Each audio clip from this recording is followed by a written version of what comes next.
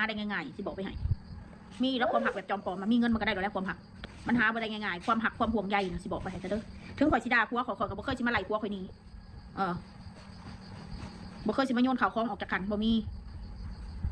เขาจะว่าพาว่าอีกกระถืออีกเป็นการให้เกียรติข่อยเป็นคนบ่อยากแอปข่อยบ่เป็นคนแอปเบลข่อยบ่เป็นคนนั้นหน้ากล้องอีกอย่างรับหลังอีกอย่างบ่ข่อยเป็นคนแบบนี้คือ FC บายข่อยแหละ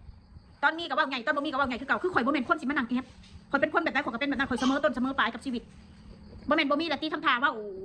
ให้คนอื่นตายใจว่าก็คือเป็นจังซี่บ่แม่นเวลาบ่มีละสิมาเว้านั่งหน้าเสาเราความเท็จบ่เว้าไงคือเก่าคนแบบนั้นก็เป็นแบบนั้นแล้วเว้าไงได้ถึงสิ่งที่ถูกต้องบ่ได้ไปดูถูกใครกันเว้าไงพอเขาเว้าไงได้พออย่างพอเขาพึ่งตัวเองเขาบ่ได้พึ่งชาวบ้านเจ้าเข้าใจเนาะเห็นอยู่เลยหนึ่งพิมพ์มา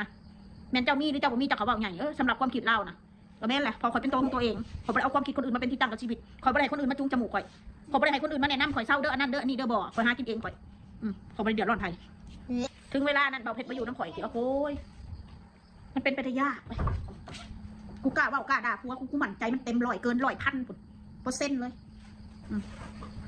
บักอันนี้มาดิโสพี่สักผัวเมียกันอยู่ร่วมกันหลายปีธรรมดาดอกสิบอกร่วมกันมึงกูทูด่ามันเป็นเรื่องปกติของผัวของเมียบ่แม่นสิมาเจ้าจังสั่นไข่จังสี่แถลงแปลงวาดอยู่ในอันกล่องมึงขี่กูนึงบ่แม่นดอกบ่แม่นกูนะบอกไปให้ซะเด้อนางมนดูคุณหนูคือสบายแท้นอนดิกการ์ดดิกอยู่หลังแม่แต่อย่าด่าผัวออกสื่อลายมันเป็นการบ่ให้เกียรติกัน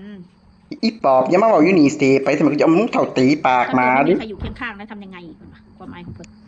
ไปมากันกูบ่ได้มึงไปเข้าว่าสิดอกไปเซนี่นางมนเจ้าอย่าชุดาอย่ามาขี้โมงขี้เว้าอยู่นี่เถาะมันเป็นการบ่ให้เกียรติกันเกียรติบ่เกียรติบ่มีเกียรติขี้เกียรติดากดอกไปเซไปเลี้ยงสูข่อยเป็นแบบนี้เขาบ่เคยไล่ผัวคนนี้จากชีวิตข่อยเขาบ่เคยหอบเสื้อผ้าผัวโยนเสื้อผ้าให้ผัวได้เขาบ่เคยเฮ็ดนิสัยถอยๆเว้าใส่น้องด่ากันคงเลิกกันเว้าให้ครอบครัวกับของอีกแล้วคล้ายกันแล้วเดี๋ยวก็มาว่าคนอีกหมูปอบหมูหนาผู้บูหนาหมูหนาหมาสอนยาก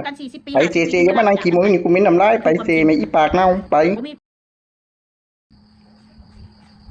เป็นไปได้ยากอย่าบอกเด้อแม่ตีเด้ตีเลยตีทำไมห่วยข่อยก็เบาเผ็ดมันไม่ใกล้ฟังนะเอาสิตายอีกแล้วสิไม่ใกล้ฟังอีกแล้วหมูปอบสูงหัวก็เกิดแล้วสิไม่ใกล้ฟังล่ะเอาเด้อเบิ่งเฮ้ยเกิดมากกว่าสิตายหมดซัวคนทำผมประโยชน์ไปนี้ไปหาเป็นปุ๋ยต้นบกม่วงขึ้นไปอย่ามานั่งเกาหัวเกาหางอยู่นี่ขึ้นไปขึ้นมากูก็ลืมตายหน่อยลืมตอนแล้วตอแหลไหมเนี่ยถึงใจใครก็แล้วแต่มันถึงใจเจ้าของจบผมมีหักใครหักมันพวกเขาพอดีเรื่องของหักกันนี้ไปอย่ามาบอกอยู่นี่ไปเสกุยตีลุงเท่าตีปากมาดิไปแม่อีห่านี่ว่าม่วนก็เรื่องของเขาบ่มีอีหยังมาพังอีเป็ดความหักเขาสองลงได้ไปเนี่ยน่ะคือขี่ขังขาดอีปากมึงเป็นเขียงขาดคืออยู่จะมาหาร้องเพลงแต่กูสิหักแตกอีปอบไปเดี๋ยวซื้อเพลงเขาอีห่าอีหน้าร้ายเสียตะตูเป็นมหาเศรษฐีนะบ่คือเด็กคนพัวรวยนะคนใดพัวจนคนพัวรวยนะคนใดพัวจนมันเป็นอันนี้แหละผู้ชายบ่ได้คือผู้หญิงไหนบ่มีมากกับมีแต่มียิ่งกันแหละหมู่พวกผู้ชายเขาบ่มีมากเขาบ่ได้กล้าไปหายืมเงินยืมคำคือมียิ่งได้บ่กล้าได้พี่น้อง